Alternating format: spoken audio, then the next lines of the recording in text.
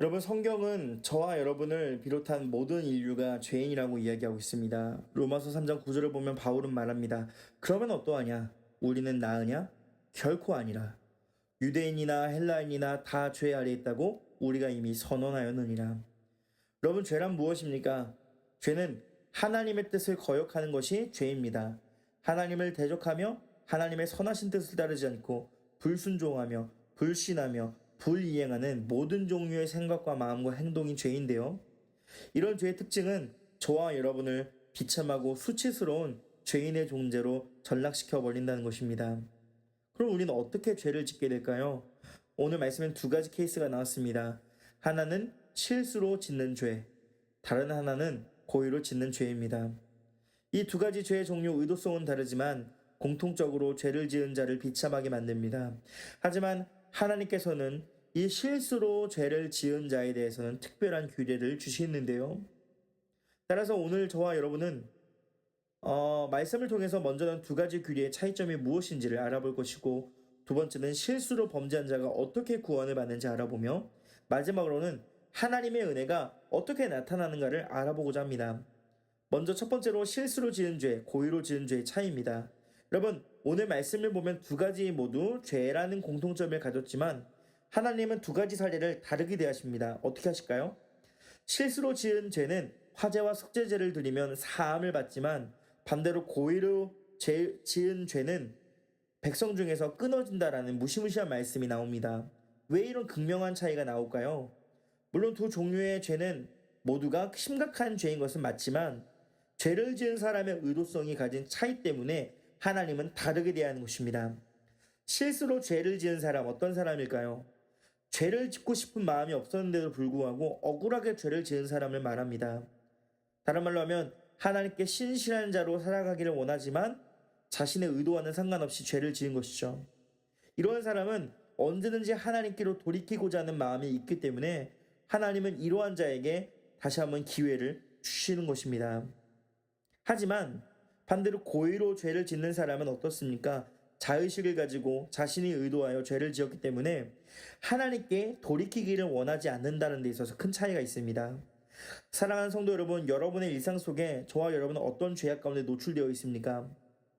조금 질문을 바꿔서 우리가 지은 죄의 수치를 느끼고 하나님께 돌이키기를 원하십니까? 아니면 죄를 짓기로 작정하셔서 죄를 짓고 하나님을 등지고 살아가고 있지는 않으십니까? 분명한 것은 이 두 가지 죄악에 대한 규례는 극명한 결과를 가져온다는 것입니다. 사랑하는 성도 여러분, 비록 저와 여러분 모두가 죄를 짓지 않는다면 제일 좋지만, 최소한 우리가 죄 가운데 놓여졌을 때 하나님께 돌이키고 또한 그 가운데 최대한 죄악을 짓지 않기 위하여 필사적으로 거룩한 삶을 살아가시는 저와 여러분 되시기를 축복드립니다.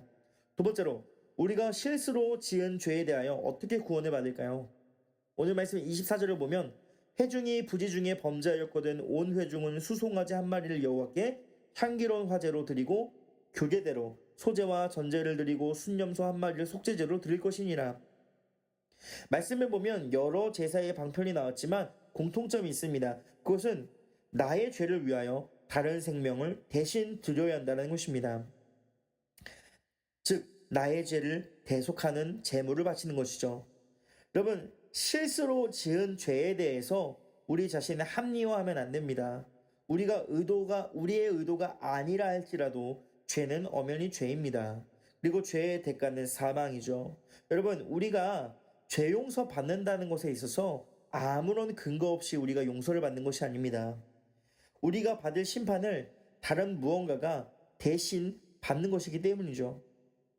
그럼 우리도 이를 위해서 짐승을 바쳐야 하는 것일까요?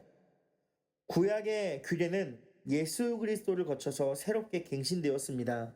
그 방식은 없어졌지만 그 원리는 여전히 건재합니다. 그럼 우리는 어떻게 주님께 속죄할 수 있을까요? 바로 예수 그리스도를 믿음으로 붙잡는 것입니다.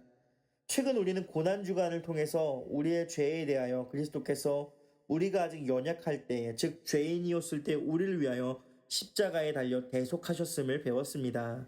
그리고 그 결과 우리가 죄인으로부터 하나님께 용서를 받은 사람들이 되었다라고 배웠죠. 그럼 우리에게 필요한 것은 무엇입니까? 우리가 실수로 지은 죄에 대하여 낙심하고 수치스러워할 것이 아니라 이미 우리가 그리스도의 은혜로 용서받았기 때문에 예수님을 믿는 믿음으로 그 죄의 자리에서 박차고 일어나면 되는 것입니다. 여러분, 저는 여러분들에게 면죄부를 제시하는 것이 결코 아닙니다. 오늘날 우리에게 필요한 것은 회개인 것이죠. 사랑하는 성도 여러분, 날마다 회개의 삶을 살아내시는 저와 여러분 되시길 축복합니다. 마지막으로 이 놀라운 하나님의 속죄의 은혜가 어떤 범위까지 적용될까요? 26절과 29절을 보면 단순 이스라엘 사람뿐만이 아니라 타국인, 즉 이방인들에게도 이 규례를 적용시킵니다. 이것이 우리에게 어떤 의미를 줄까요? 하나님은 이스라엘 백성들만이 아니라 이방인들도 구원하기를 원하신다라는 것입니다. 이것을 조금 확장해 보면 모든 사람이 구원에 이르기를 원하신다는 하나님의 마음이 내포되어 있다라는 것이죠. 그리고 이 은혜의 범위는 오늘을 살아가는 우리에게도 큰 도전을 줍니다. 여러분, 이스라엘 백성뿐만이 아닙니다. 저와 여러분 모두가 이 속죄의 은혜의 대상이라는 것이죠. 여러분이 얼마나 큰 실수를 지었든, 얼마나 많은 실수를 지었든, 얼마나 오래 하나님을 떠났었든 상관없이 하나님과 전혀 상관없는 삶을 살았다 해도 상관없습니다.